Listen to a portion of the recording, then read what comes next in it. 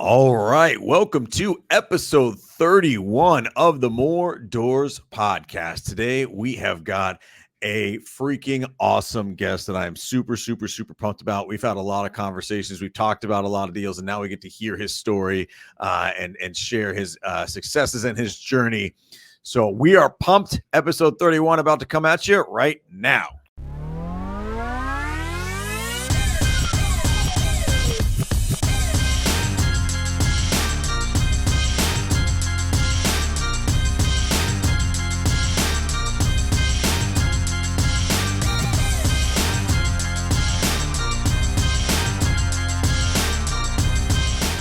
All right, welcome back to episode 31 of the More Doors podcast. Today, we have got the one and only Bill Ham joining us. I am super pumped to have him on.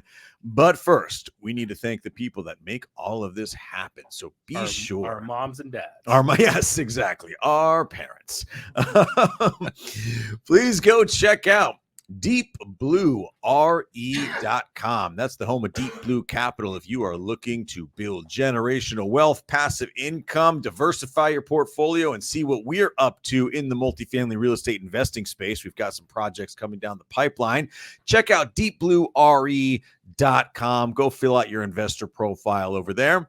And then if you want to have spectacular lighting on your face and a smooth, deep, bassy voice like this all the time, check out Tore Studios, TORE studios.com, where Jesse Showalter will hook you up with all your multimedia and content creation needs. That's torestudios.com. That might be the fastest we've ever done the intro. Yeah. I mean, it's good. With no Matt here, he's traveling today. Yeah. And I'm excited to hear from Bill because I have yet to have the privilege to chat with him. You and Matt have talked to him several times, and in our underwriting, I've heard this Bill Ham method. Yeah. Right. Well, this is the way Bill Ham has taught us. And I'm like, well, who is this guy? Because I've unfortunately not been on any of those calls yet. So I'm super excited to bring him on, and I'm probably going to be a little bit more quiet during this episode because I want to take all the notes and really, so I can start saying in our underwriting calls, well, this is the Bill Ham method. So super excited to bring him on. Brian, what so far before we officially bring him on, what are you excited about right now that you're seeing? Because we've sent out tons of LOIs at the moment. I think deal flow is picking up a ton, which is something we've been saying for a while, but that wasn't really the case. Like there's a difference between deal flow picking up and actionable deal flow actually being there, right? Like the bid ask was so wide for so long that just because you're getting more deals in your inbox, you started to get excited, and then you talk to brokers or sellers or whatever, and it's just like nothing was penciling, nothing was really actionable, and anything, it became more frustrating. The narrative, and I'm sure Bill would probably concur with this, the narrative of the conversations with brokers and sellers has changed a lot, right? And so, and even you're on the selling side sometimes, right? And so you've experienced them from both sides.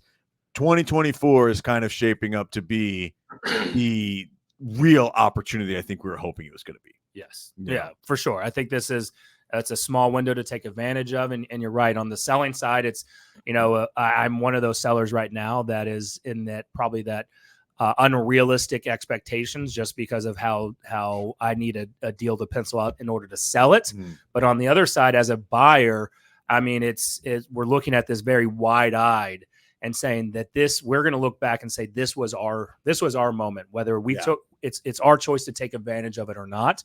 And so far we're really excited about what's coming. 100%. I agree. And I think Bill would too. So let's bring him on because I definitely want to get his take.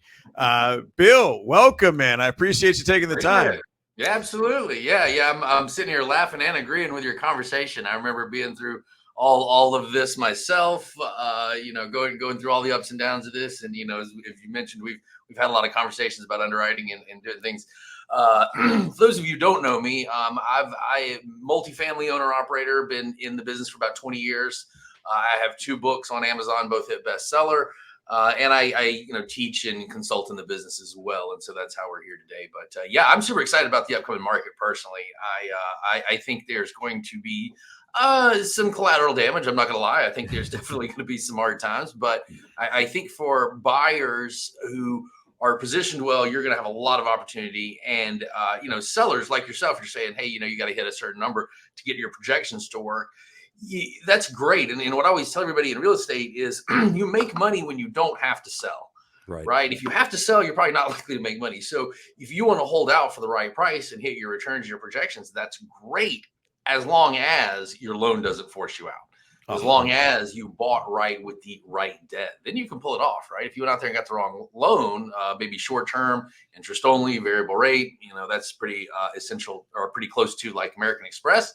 So if you were out buying real estate recently with credit cards, yeah, you might be in trouble. Everybody else, you're going to be fine. That's what you guys were and real, to dive deeper on that, Bill, and I kind of like where this is going from the start is we've seen a lot of that bridge debt, a lot of that short term debt, that's causing the havoc in the community right now. But for those that, let's say that you're not on that, but you're maybe you're not a new investor operator, but you're kind of almost in that middle ground, right? You're an intermediate, and you haven't 100% experienced maybe a little bit of that pullback in rental demand, and you're starting to see, well, crap, I may have to lower my rental prices in order to attract good quality tenants. But at the same time, my operational expenses have continued to go up. That's not come down. We've got insurance that's gone up. We've got, property taxes, especially in the state of Texas. And so do you start seeing some of these operators that almost kind of put themselves in a bind that may not be there because they can't see past that temporary fog? If that makes sense. Yeah, absolutely. Yeah. And it all has to do with staying power, right? Again, if you bought right and you can hold on to your loan, then your only issue is operational. But today, the problem, I think, is a lot of people got the wrong debt product for the market cycle that we were in. And now they've added on to that rent decline, operational issues, maybe tenant turnover, maybe vacancy. Definitely insurance has gone up. Definitely taxes have gone up. And the one that people are not talking about enough that I have sort of repeated, a lot, CapEx, the plumbing and the flooring and all that. So I think we have a sort of a trifecta or multifecta of sort of things all hitting at one point in time. So we're not having just a conversation about debt or just a conversation about operations. I think it's all of it together. Again, if you don't have loans that are coming due right now, operationally, you can fix this. If your loan comes due in the middle of your turnaround or when your operations are low, that's going to be where you have the largest problem. You're not exactly asking this question, but I will tell you there are only 3 reasons a unit is vacant. So anybody listening right now, if you're having vacancy, there's only 3 reasons, and it's basically in this order: condition, marketing, price. In that order, it is always one of those 3 reasons, right? Is your unit rent ready? I mean, can someone move in today? If not, well, there you go. Fix it, make it ready. Number 2, marketing. And that's the key, right? Most people fail in their marketing. They're not really doing good enough marketing. And so then they immediately reach down to lower the rent as a solution, or they go to a concession. And I'm saying, before you lower rent or start offering concessions, make sure your marketing house is in order and you're firing on all cylinders there. Then and only then can you come down and say, okay, now it's time to lower the rent. But follow that order if you're having vacancy, and you'll troubleshoot it eventually. And yes, in a lot of cases, it may come down to the rent is just too damn high. And that's unfortunate, but such are market cycles, right? I mean, there was the guy that ran in New York on that. That was his motto. The rent's too damn high. And that he didn't win. He probably should have. But I mean, you're 100% correct on those 3, and look, that's easy to think about, but when you're in that situation, we hire third-party property management. And what we've experienced in the past, and Bill, jump in with your 20 years of experience, do this, is that we sometimes rely on third-party management, and we believe that they're marketing properly and correctly. And what I have found is that's not 100% the case. Sure. Where a lot of it is, it's kind of that adage where consumers have some, sellers have, real estate sellers have some problems with their real estate agent. They don't feel they're marketing the property correctly, and they're just sitting idly back and waiting for someone to come to them. We don't see it in the property management space and operator space, that they really know how to market their product at a high level to then command the types of rents they're asking for. Is that would you agree with that after your 20 years of experience? Absolutely. And the management company are just people too. And just because they own a management company doesn't mean they're good at management, right? And so that's where a lot of people kind of have to keep this in check. Just because you bring a management company off the shelf doesn't mean that they're the right fit, they're going to do a good job, or even they know what the hell they're doing. You don't need to be a management company yourself, but you do need to know enough about property management that you don't get ripped off, or that you can at least look at their systems and make suggestions, or know if the management company is operating correctly and know whether they're doing the correct marketing or not the correct marketing, things like that. If you know nothing more about property management than to call up a property management company and turn them loose, then that's about the result you're going to get. And I don't mean this to be a negative comment, but these are mid-range employees that go home at 5 o'clock. Yeah. That's who's running your multi-million-dollar company, a few hourly employees. And so you had better know a little bit about property management, because if you're just good at raising money, good at putting things under contract, and you know nothing about operations, you're going to do great till the market shifts. And then you're going to lose everything because you're not going to know anything about operations. And that's what we're starting to see rear its ugly head, is that people got into a lot of these deals because money was easy, the market was up, this sort of thing, but they never really stopped and paid attention to, how do I do that? Everybody just said, yeah, I can do that. And then here they are. And now they're going, how do I do that? So that's it. Operations are going to be key. Always have been, but it's going to certainly be more obvious going forward. We're coming out of a speculator market and going into a operator market. Absolutely. It's when the tide goes out, what's the say, who's wearing, we're going to find out who's skinny dipping. Yeah, exactly. Right. And it feels, we never name names on the show, but we all know people that have built a brand in the operator space over the last 5 years, that behind the scenes, it's not going well at all, because they've never really had to manage through a volatile type of market, and you always give a lot of really actionable stuff. So I'd like to kind of get your advice on this. When you talk about the management side of things, how did you gain that experience to be able to audit your management, to know, hey, for this asset class or for this type of operation, like this is what we need, and you're either being accountable to it or not? How did you gain that insight? Yeah, that's a tough question, because my answer is I started and built a management company and went through all those pain processes and pain experiences by getting out on the street and doing it. So that's my short answer. Just go, get a beating building a management company and lose a lot of money until you figure it out. That's my answer. Or hire me. That would be my other answer, and then I can come in and help you out with that. But if you don't understand property management, here's what I recommend. Actionable, like as you mentioned: manage, then don't manage, then manage again. All right. So in the very beginning, when you're first building your portfolio, it's probably not a bad idea for you to manage some of that stuff.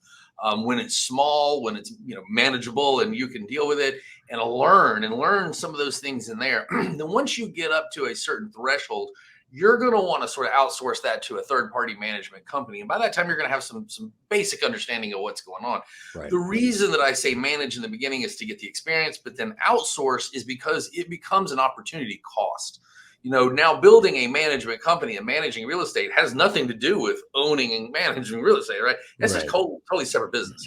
It has employees, and it has all of its own headaches and all the things that come with it. And it's not about building your portfolio. Yes, it makes you very experienced, as I am, because I had 20 years of running a management company, but that's not the same thing. And so that's where I've kind of learned, if I could go back in time, this is what I would do differently. I'd manage for a while, learn, outsource a third party until I had maybe 300-400 units in a city, an area. Yeah. And then when I could hire some bench talent, I would come back in and bring management in laterally. At that point in time, I have enough economy of scale. I can afford like a regional manager. I can afford some mid-tier managers, because in building my company, I got kind of stuck midway up, where I had built a portfolio up big enough that I was sort of running around as the regional manager, covering, the 1,000 units or so. And I had a lot of managers underneath me, but I didn't have enough real estate to hire that regional manager who was going to cost me $7,500, $1,000 a year, because I needed to put that salary on the portfolio, which would have increased expenses across the portfolio that I couldn't justify to any one in particular group. See, that was the catch. I had syndicated all these deals. So yes, I was the management company, but I was also owner, and all these different things. So going to them and saying, hey, I'm hiring a new employee to manage everybody's stuff. would really crush the expenses. So that's where I got kind of stuck in the middle. I needed an employee to have the time to go out and buy more real estate so that I could afford the employee, so that I could go buy more real estate, and I got stuck in that kind of loop. Wound up selling everything. The market got up to a crescendo, and I wound up exiting just, right time, right buy low, sell high. That's why I sold. And so the management thing kind of resolved itself through that. But that's where I got kind of stuck in that cycle at the top there. So that's my tip: manage, don't manage, then manage again. At what point? So, and you kind of hit it, but at what numbers? So you were managing, let's say 1,000 doors, and you were the owner operator as well within that.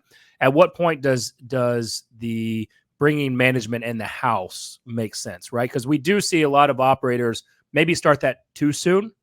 Yeah, and look, they probably want to do it from a control factor as well. But like you did say, you got to a certain point, you were the regional manager. You couldn't get past that ceiling because it would mess with the P&Ls of all the rest of the developments, the assets. And so now you created a job that, you built a prison cell around yourself that you couldn't escape from. So at what point does it make sense as an operator and a syndicator to bring it that maybe in-house? Yeah, I would say probably minimum of 300-400 units, 300 units. Maybe 500 would even be ideal, but 300-400 units would probably be a pretty good run and start there. And I agree with you. A lot of people wind up, like myself, starting off in management way too soon. I did it because control, that is a word I would use, except I started off in really bad neighborhoods and really tough property, and management was just ineffective. So control for me meant actually collecting the rent and actually paying the mortgage and surviving in the management business or in the real estate business for a few years. And that's just where I learned on the street. Yes, this concept of control, and I want to stay on that for a second, because I think that's exactly where people are making the mistake. And this is kind of, you get stuck in the teen years is what I call that. And you were kind of describing that earlier on the call. You're not a newbie. You're not a baby. You're not a full-grown adult either. You got the pimples, the long legs. Your business is getting kind of wobbly. You're stuck in the middle. That's where I got to, and you're there as well. You're in those teen years, and those can be hard to kind of punch through. That's why I say don't really come back around until you have several hundred units. But going into management too soon, one is gonna slow your growth down as far as buying, and then two, this control concept. Listen, if you don't know anything about being a property manager, the hell kind of control do you think you have? Just because you own the management company doesn't mean you're in control. It means you're probably absolutely out of control. So you think because you put your name on the door, all of a sudden you're a management professional, all of a sudden you understand property management? That's not how this works. And so you're better off hiring a company that at least knows what the hell they're doing and then watching them, right? And by the way, that's another tip in property management. So many new owners come in and start managing the manager as if the property manager didn't know what they were doing, and they wind up micromanaging that property manager. So it's that sense of control that gives people that sense of nervousness. And real control in this business comes from knowing what you're doing, not telling everybody what to do, right? And so if you understand property management and you understand what you're doing, then you can manage the manager without micromanaging the manager. And that's a problem. I have done it, and I've seen a lot of my partners run off good employees and things for micromanaging, and it's just it's a sense of that control. So learning to outsource and being in control of the outsourcing is the control you want to be in, not necessarily sitting in the leasing office signing leases. Control, right? That is control.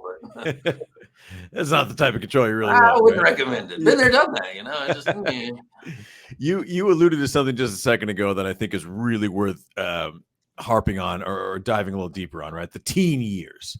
And we have this idea of like the law of the first deal. And then once we get that done, we make it feel like everything's just going to be forward momentum after that. But I definitely feel like our business has been trapped there at different times. And I even feel that like that now sometimes. I feel like we have a ton of opportunity coming down the pipeline, but also like, are we already at capacity? Are we able to take on more? Like, are we stuck in our box? Are we stuck in the teen years, right? Like for operators or aspiring investors in general that feel like they've accomplished quite a bit, but they definitely still feel like there's a ceiling on their business. Just what is a general bit of advice on how to smash through the ceiling of those teen years and get to where really this is your full-time business and this is all you do? Yeah, several comments. One, sell and start over. That's what I did. I mean, just liquidate everything, take all your lessons, go home, play some golf, and then go back and start over, do it again, and now do it right the second time. First answer. Second answer, if you can't do that, would be you're probably going to have to adjust your tolerance for risk. This is the conclusion I came to in my management company when we really wound up starting to sell off the assets. I'm going to have to go get a mortgage. I'm going to have to get a mortgage. I'm going to have to get a loan, a business loan, or I'm going to have to get a partner to bring on available cash to hire this employee that is not justified by the structure of the company. Therefore, I better hurry up and backfill with some more units, or I'm going to be overbuilt. So that's what I'm telling you. To punch through those teen years, you're going to have to bring liquidity on and build a structure that is top heavy for a little while, which means you go on margin for that kind of thing. But then you had better buckle down and backfill and build a real estate behind it. And that's where I was at. And so I was getting ready to start seriously looking at some business loans to fund an employee's salary for the year. And I was going to basically have to show that employee the bank account and say, look, there's your salary for the year. Help me replace it or you're fired. By the time that money hits zero, you have a job or you're fired. So here you go. And I never quite got there, but that's the only answer I could come up with is exit the business and start over. Bring on some kind of liquidity equity partner or get some debt. Yeah. And know what the market is giving you, right? Like, for example, right now, if you're looking to grow, this might be the time where you might need to finance that growth because there's opportunities. If you were looking to grow exponentially in July of 2022, I hope you didn't take on more debt to go grow your business because for 18 months, the market wasn't giving you anything. So then you got to have a pulse on those things as well and make sure that you're not just getting antsy because then that's when you go and do a lot of really bad deals. Yeah. Well, and on your, you're also a coach, right, Bill? So, realestateraw.com. And on there, something that I love right away and something that we talk about in our businesses. And a lot of people, what you did in your management, you created a job that you couldn't escape from until, the market went up and you were able to sell high, et cetera.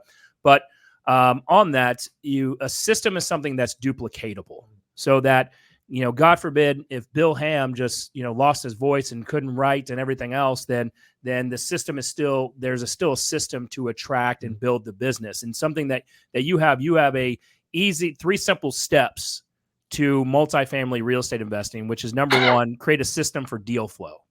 Correct. Right. Number 2 is a system for deal analysis. And number 3 is a system to consistently fund the deals. Deal flow, deal analysis, networking. That's the 3 things I tell everybody you got to master in this business. Yeah. Deal flow, deal analysis, networking. Everything anybody ever tells you will fit under one of those 3 categories. Right. And within that, Bill, kind of like what you were talking about is either you were going to have to take on a business loan and then backfill and then go and build more deal flow, right? Which is it's riskier all the way. Or you could have got more deal flow and still struggled with, now you're running yourself ragged because you've added more to your plate. And there's only so much 24/7 that you can give unless you magically have found a way to get more than 24 hours in a day. And if you have, that's a whole different podcast that we'll bring you back on. But kind of tell us the without giving away your trade secrets, what does the formula look like here? Pretty like I said, it's a 3-step system: deal flow, deal analysis, networking. Step 1, you need to bring your deals in the door, right? And so what I work with everybody, and I'll tell you as much as I can as we have time here. Sure. You gotta choose a market, right? And that's picking your area. I recommend starting closer to home. I'll give you a quick rundown. Let's choose, like, say, your house, wherever you live on a map, draw a circle around your address.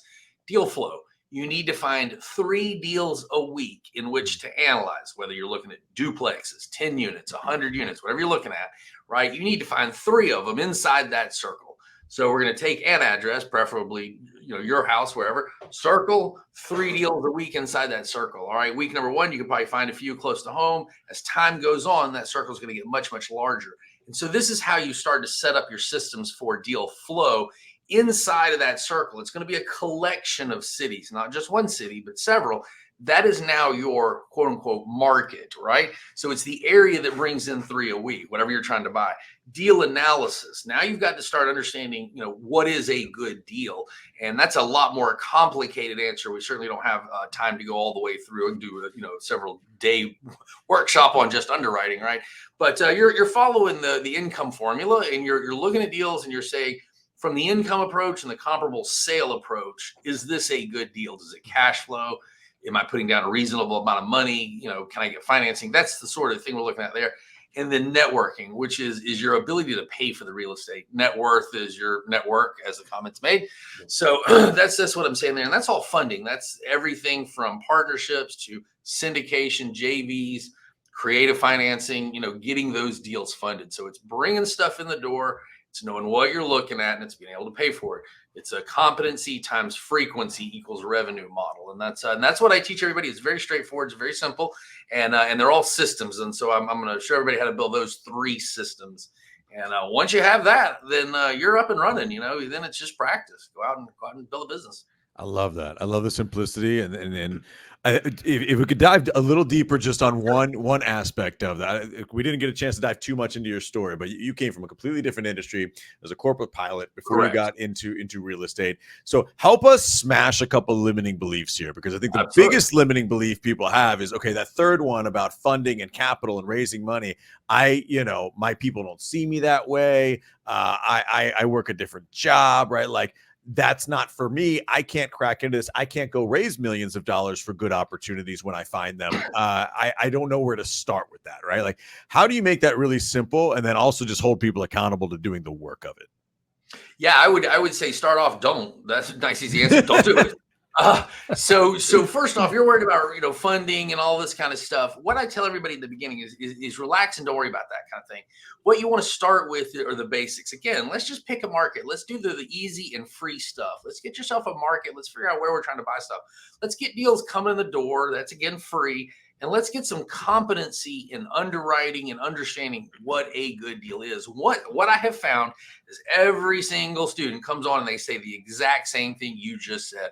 Oh, that's not for me. I can't see myself doing it. I could never imagine. I'm not seen that way. Right. What you're doing is you're putting up an objection telling me you're not comfortable with something that I haven't yet taught you yet. No kidding. So what I find is every single student, once they get through the underwriting process and they start looking at the math and the deals, and now they're getting them coming in and they're talking to a few realtors, that one day the light bulb goes off and I go, oh, this isn't that hard. And I go, exactly. Yeah. And now all of a sudden they're comfortable networking, they're comfortable raising money, and they're comfortable talking to their friends and family because they know what they're talking about. And that's the key. If you don't know what you're talking about, of course you don't want to go raise money. Of course you don't want to go out here and you can't see yourself doing it and this and the other, because you're not that person. That's my job, is I give you the skill set to go out there and do that. Once you understand underwriting, you understand a bit of the business, a lot of that anxiety falls away, and you really start to realize that a lot of your preconceived notions were not accurate, and that you can do it, and it's not what you thought it was. You made it all up to be this thing in your head. And that's what I do in my teaching, or at least I try to, is bring the reality to what we're really doing here. Bring down the sales pitches, bring down the guru rah-rah stuff, and show you what's actionable and real, how to apply it, in a fundamental way. And you'll find networking and that kind of stuff. So it's not that big of a deal. You actually absolutely do, and I'll give you a shameless plug here for exactly that. So, I mean, what you're essentially talking about is the difference between I can't and I'm not confident enough doing. And This is why I always encourage people, like, you've got to be doing the educational and the work part of this all the time, right? Like, I started really educating myself on multifamily syndication 8 years before I was ever a sponsor on a deal, right? But it was something that I wanted to aspire to. I now have, but I was always trying to learn so that I could talk more competently and comfortably about it. And I still do. I had an experience with your book the other day. Nick sent us a deal and I was underwriting it. And I was like, why don't the numbers make any sense? The NOI is complete. Like the income is way different than I thought it was going to be. And I looked at the top of the T12 and I was like, this is a cash basis T12, not accrual. I'm doubling the vacancy. I was like, that's from Bill's book. And I was like this is why you read and you do the educational aspect of it. And those things give me the confidence to discuss deals, right? In a way that raising the money, or if that's the route you're going to go, or talking to your banker or whomever, or a seller, if you're doing creative financing, that educational aspect, having that way before you're prepared to even do anything with it is so key because it gives you the confidence to take that next step. Yeah, that's the key. It's comfort comes from that confidence. And if this helps any at all, I usually wind up getting to a point with my students going, listen, raising money is not a thing. It doesn't exist. That's not a real thing. It's not that you're making this up. It's You're not like planning it and growing it. Raising money does not exist. What exists is making relationships, friends and family. That exists, right? Raising money is you just going back to a group of people that you know, like, and trust, that know, like, and trust you, saying, hey, I have an opportunity. Yeah. That's it, because you can't go around the room raising money from strangers, or at least it's very, very, very difficult to do, right? So that's not a thing. And that's why people think like raising money, I'm going to put on my networking hat, I'm going into this room, I'm going to get people to like commit to money and sign checks and say, no, that's not how this works. It's not a thing. You just go in, you just network, you're just yourself, you meet people, and you're armed with the conversation and the education to sound like you know what you're talking about. That's it. That's networking. That's raising money. Stop. Nothing more than that. Yep. And then later on, now, okay, so now let's go back to the first two, deal flow, deal analysis. That's where the actions are. Now that we have a deal through the first two systems, in the background, you've just been meeting people and enthusiastically discussing real estate, what you're up to, why you're excited about it. That's raising money, and people don't get that until they've been out here doing it for a while. So I hope you take that away. No, I appreciate that, and these are the simple things that I think you learn after experience that I wish if you go back in time, you wish that you kind of learned or took action on a little earlier. Deal flow is another one, right? I think that we way overcomplicate when we're getting started where deal flow comes from. Like we feel like if we don't have the secret deal that no one else knows about, then we don't have like good deal flow, right? But that's just not the case, especially in multifamily, right? Deal flow is very abundant for the most part in multifamily. It's really about your ability to underwrite it well, see the opportunity for what the asset can do and how it can perform, and then be able to close. And so I guess that'd be another good question to smash that limiting belief for us as well. If I'm just getting started and I go, well, where do I find deals, right? Where do we find deals, Bill? How hard is it for you? It's simple. There's only two places to find deals. Realtors are going direct to an owner. That's it. Right. You're either talking directly to the owner or you're talking to a realtor. The end. Yes. Okay. So very easy there. You know, if you want to go directly to an owner, direct mail and the cold call and the text and all the drop-in, ringless, whatever kids are doing today, right? No. So there's all those digital ways of reaching out to people. That's direct contact or direct contact campaign with sellers. And that's great. It works really well with houses, and it stops working incrementally as you move up towards, say, 100 units. You know, I find that it's that direct contact thing doesn't work real well after about 20, 30 units. You get up into that 50, 100 like unit, 350 unit class A. That's probably you're wasting your time. You know, and I used to get the little yellow postcard. We buy apartments. We want to buy your, $20 million apartment. Oh, you're right.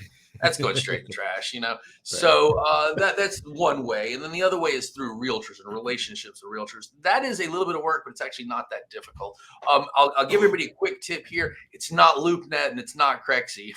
If you guys don't know, LoopNet.com and Crexi, CREXI.com, great websites, but they're basically flea markets for real estate. And everybody goes in there and, expecting to find a deal. Where's the problem? Everybody goes in there expecting to find a deal. There's 1 million people a day log into those websites. So here's your pro tip for today. Go back to the realtor's home website, right? So you're looking for like Mark Similichap and Berkadia and CBRE and Cushman Wakefield, we can go on. What you want to do is in your area, your market, spend a little time and figure out who are the commercial realty firms specialize in multifamily in that market, and then go to their home website, and that's where you're going to find all the real listings. So these realtors will put maybe one over there on those other LoopNet and Crexi sort of as a placeholder, and they might have a handful more of them on their actual home website. So there's your tip. Start looking at a realtor's home website. Probably going to have to create an account, log in, sign in, and get on their email list. After that, you can usually start downloading and looking at deals right there on the website. I love that. And I'll even add to that, right? Like if that even sounds overwhelming, like we work in the North Texas MSA, which is one of the biggest in the country. And there's literally like only 12 of those websites that are really even. Oh, yeah, by the way. They all have like, it's a very small group of really successful brokers that have all the deals. So it's not like you have to do this 100 times. Right. Yeah. Everybody always thinks there's a giant list. No. Across the national groups, I just listed off almost all of them nationally. Yeah. I mean, there's like, this many and then you add in a few smaller boutique groups. Yeah. 15 maybe. I mean, on the high side, there's not that many, compared to single family realty companies where there are thousands. Exactly, right? When you're getting 150 wholesale deals a day and trying to find the two that are even worth like going second level on, right? And then to touch on, we've already done, I guess, step 1 and 3 now. This is where we're taking the conversation, right? How is your analysis changed over the last couple of years and now going into the 2024 market? We talked about this briefly earlier, but like, what are you looking at as far as the important parts of analyzing a deal that maybe you weren't considering before that have become really important? Or like, how has your methodology changed? It hasn't changed in the slightest. Okay. Fundamentals are fundamentals, and they're always the fundamentals. The market changes, and that's the problem right there, is that people are constantly trying to change what they're doing to match the market. And there's the mistake, and that's the people who don't understand the fundamentals. So the fundamentals of that thing: better cash flow, it better make some money, and you better be able to get a decent mortgage. The end. That's the underwriting, right? And so people kind of ask me right now, they're like, "Oh, are you buying a bunch of good deals? Or are you buying a lot of deals?" I'm like, no. I know what a good deal is. It's not that I'm not looking. I'm just not seeing what I think is a good deal at the moment. So the math has never changed. The formulas never change. And what makes sense never changes.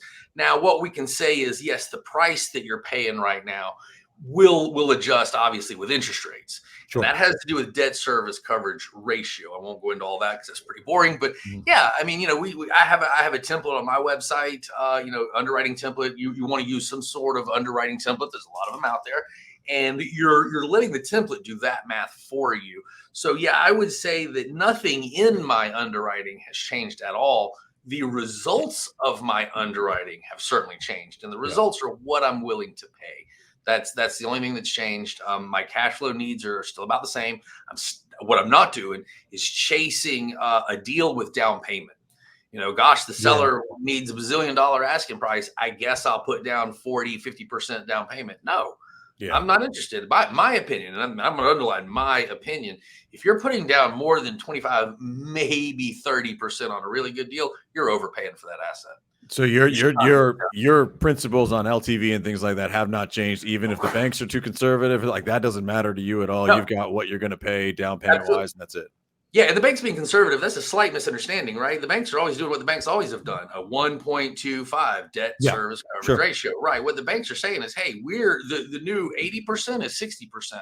It's not that the banks don't want to lend you the loan to value. Their bank is telling you, hey, you're paying too much. Yeah. We don't agree with that value. And if you want to pay that price, no problem. We're just not going with you. We're not covering it. We're not giving you 80%. We're only giving you 60%, which, by the way, is still a 1.25 debt service ratio. They always go back to that number. And occasionally maybe it's a 1.3 debt ratio, whatever. I'm just saying it's a fundamental number, and it makes it look like, the banks are up to this and the banks are up to that. They're really not. It's the pricing that has caused the counterbalance to be down payment, and that's your fault. That's our fault. So that's like pro tip for the day is like when you're talking to a broker and they're like, "Hey, why do you think our whisper is so high?" And I'll be like, "The debt quote you even provided us is 55% LTV. Your bank thinks it's too high." Yeah, right, exactly. Like, you pull the old as a Chris Monson. How do I do that? Right? How do I always position myself? I'm with you. Seller or realtor, I'm with you, man. That property sure is valuable. I love it. The evil bank over here says debt service ratio.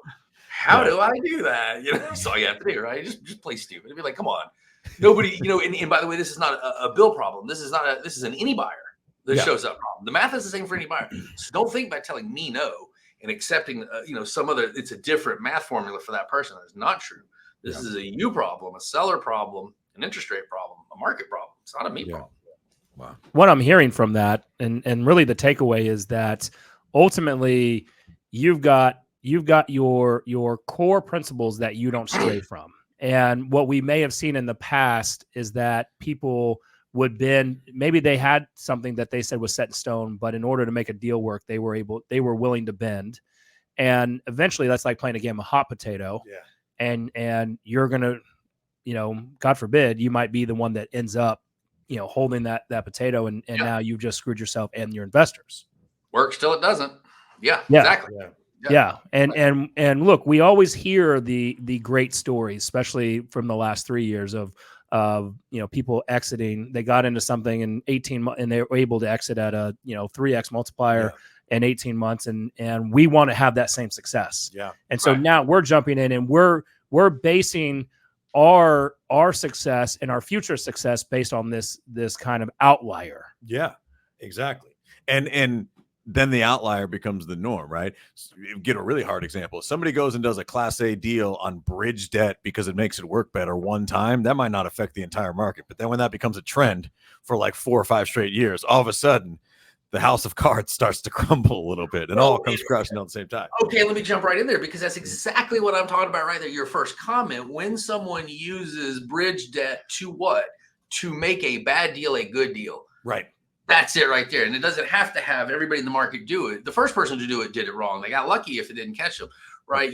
That's one of the main core tenets that I teach people. You cannot use financing to justify bad deals. That never works in any market cycle, right? And that's exactly what we started seeing, right? People going out here and getting their short-term, bridge loans, interest only, blah, blah, blah, to make the deal work. And you don't make deals work. That's, again, one of those core tenets. You don't force stuff. Yep. And people started making deals work. Why did they do that? Fees. Acquisition fees, getting fees from raising that money, and Yeah, I mean, 100%. And then, like I said before, we don't name names here, but we know a lot of people that collected a lot of ACK fees and asset management fees over the last 5 years. They're in capital call territory now, right? They got non-recourse debt. Their bank accounts look great, but their investors they're having to go back to. And now the sad part about that is there's another great opportunity for another cycle coming up, and I don't know if those people are going to be able to raise money again. Probably not. No, right not. Yeah, there's a big article in The Real Deal that just came out. Was it yesterday or day before? Again, we'll say names, but The Real Deal. Go check that article out. Big names that are on another website talking about how to sign up with them and get rich in multifamily. So again, pro tip. Hey, look, if you're looking for if you're going to invest with someone today, or you're going to get some education with someone today, make sure they're not being sued or they're not currently in foreclosure. That was on the house. Nick talks about that a lot. I mean, and I'm sure you'd agree, right? Nick talks about if he's ever going to partner with anybody, he really doesn't care as nearly as much about their wins as about their losses and how they've handled it. Yeah. Right. I mean that speaks. Look, you learn from your losses and how you handle them. And I always look at it from, look, we've got deal flow from 2020 that if you look at it today, it's not going the way that the business plan projected. And how do they how are they trying to find solutions, and what is the thought process behind it, and how they act is going to speak volumes to their future business. And look, that's how I look at it. Like, I want to be in business with someone who's going to fight and look at every option available that's in the best move for the asset and for their investors, not just for themselves. Yeah. And if you can partner with somebody on that, I'd much rather look at those losses and know, all right, that was, we couldn't predict what COVID was going to do. We couldn't predict how the run up in interest rates and the run up in labor and pricing and shortages and everything else. And then, that's going to speak, in my opinion, I want to partner with those people in 25, 26, and 27 if they're still willing to do this, and they're underwriting, the same way, right? They didn't alter or edit it and change. They went to Real Estate Raw and got Bill Ham's coaching. Yep. and over here, I'll do those deals all day long with those people, and I want to be in the trenches with them. Okay, I'm glad you added that 25, 26, 27 thing, because I was sitting there thinking, well, that's great advice, but it's not advice you can take, because unless you're talking to somebody who's been here 20 years, or you're giving this advice for people 3 or 4 years in the future, you're looking at most of the people that have only been in the business 5, 6, 7 years. Most. No one has seen the down cycle, and so you're saying, well, let's look at their losses. There haven't been any. About to be. Yeah. Right. There really haven't been any over the last 5 years. It's like, if you screwed up over the last 5 years or so, you really screwed up. I mean, you have had to have tried to lose money in real estate over the last 5 or 6 years, And so that's the point. It's like, back in 2008, okay, if you were in the business back then, damn few. But if you were, that person would have some losses, or people, 3 years from now, if they're still here. Yeah, that's the key. But for right now, and that's what I've been kind of telling people all along, it's hard to find people with experience that have had losses, that haven't seen anything but an up cycle. And it always makes me nervous when someone has never failed and brag about it. Because to your point, I talk to people all the time. I go, well, what's the worst that's happened? Tell me. I've never been in foreclosure. I've never lost money. I'm awesome. I'm great. This is amazing. No, you're not. You're untested. And that makes me even more nervous for you, because now you're getting cocky and arrogant about it. Yeah. And that slap in the face is extra hard when that happens. Your spoiled child getting smacked down. It sucks. Yeah. So that's like you don't know how you're going to react until it happens. Well, it hasn't happened in so long. We don't know how people are going to react. About to find out, though.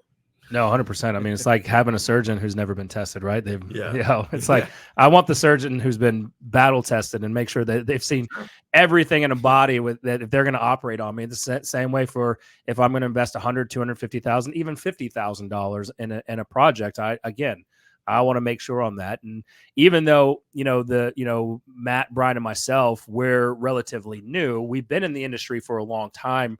And we look at this from, I got in the real estate business in 2005, right? So I've seen on the residential side, I've seen investors and flippers and people that own single family portfolios that leverage to the gill. Yeah.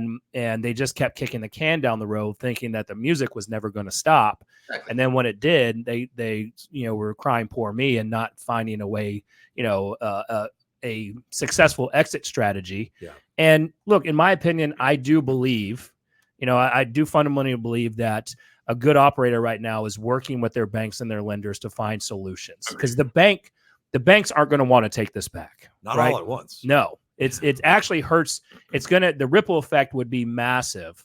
And so I do believe that, if there's a good strategic plan in place and the bank feels that operator is going to be able to execute it, then I believe that they'll restructure loans, and we won't see this second coming, the massive apocalypse that everyone's claiming. I don't believe that we will see that to that strength, only because number one, it's an election year, so that may go into 25, but two, the banks don't want that on their balance sheets at the moment because the values aren't there. It's not like you're taking back an asset that is massively valuable that they can then quickly go and resell. Yeah, exactly.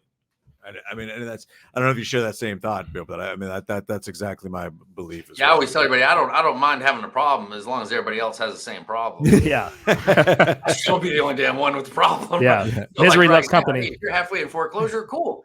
You and a whole lot of people, right? So you're right. The banks can't single you out, and they're not going to come after you alone. If you were 2-3 years ago in financial trouble, you were going to get strung up. Yeah. But right now, you're right. If these banks come down wholesale on these loans, they will drop their own balance sheet. And that's what happened to SVB and Signature Bank through bonds, but very similar issue with loans. Loans and bonds are very, very similar.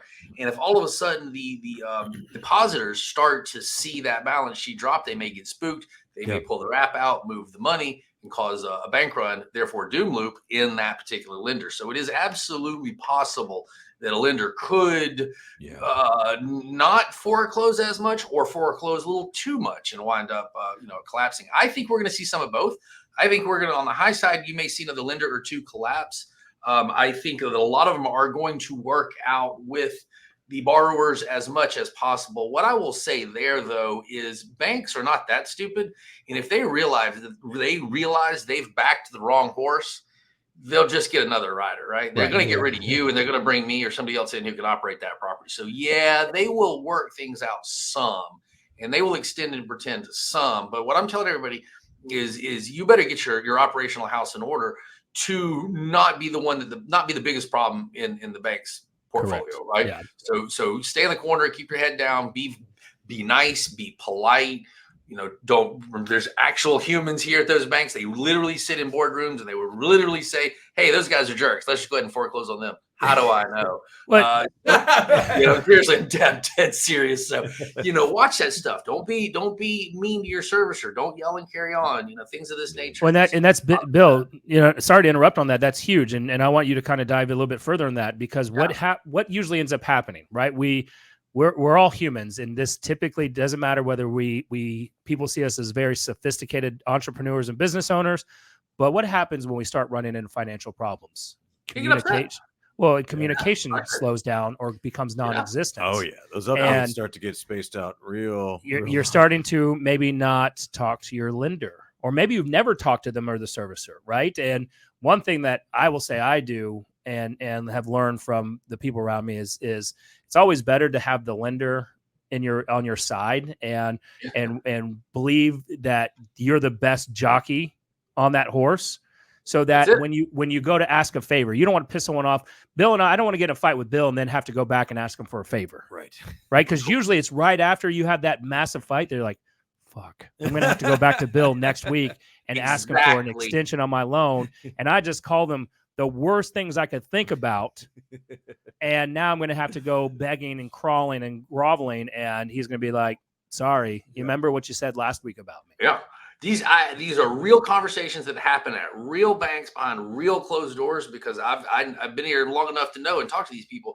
And if your loan and my loan are equal and we're all kind of at the same financial place and they're looking for some sort of deciding factor and you yelled at the receptionist, that'll be plenty of enough. Trust me. Yeah.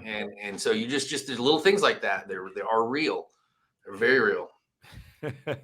Man, well, Bill, we want to be respectful of your time. This has been just unbelievably beneficial. I love appreciate it. Hey, yeah, thanks. Talking to you, man, just because you bring so much real experience and real actionable advice. And I learn something new every time we connect. So what's the best place for people to connect with you? Just realestateraw.com? Realestateraw.com. That is the number one way. I'll be happy to give everybody my email address. It's simple. bill@gobroadwell.com. BROADWELL. Gobroadwell.com. Check me out on realestateraw.com. I also have a Facebook group by the same name, Real Estate Raw for Investors. And I go live. It's a private group. So answer the questions, jump in there. And I do a live 20-30 minute video every Wednesday, 2 o'clock. So just like this, if this content was helpful for you, I do this every single week live. Come in, ask questions, talk to me. And then I do offer my coaching services. That's, again, at realestateraw.com. Ton of free info there as well. Check out my blog. About 80 some odd articles I think I'm up to in that website. So a lot of free info. Go in there and check it out. And make sure you check out Creative Cash and Real Estate Raw, his 2 bestsellers on Amazon and 2 of the most actionable. There we go. There you go. I always keep them around. I got to get it show again. Right? Nice. 2 of the most actionable real estate books I've ever read, for sure. Those are fantastic. So make sure you go check those out as well. So, all right, boys and girls. Bill, thank you again so much for the time, man. Episode 31 in the books. Make sure you check out deepbluere.com and tourstudios.com. We appreciate it, guys. Absolutely. This was a great one. Thank you, Bill. Absolutely. Take care. All right. We'll see you next week, guys. Thank you.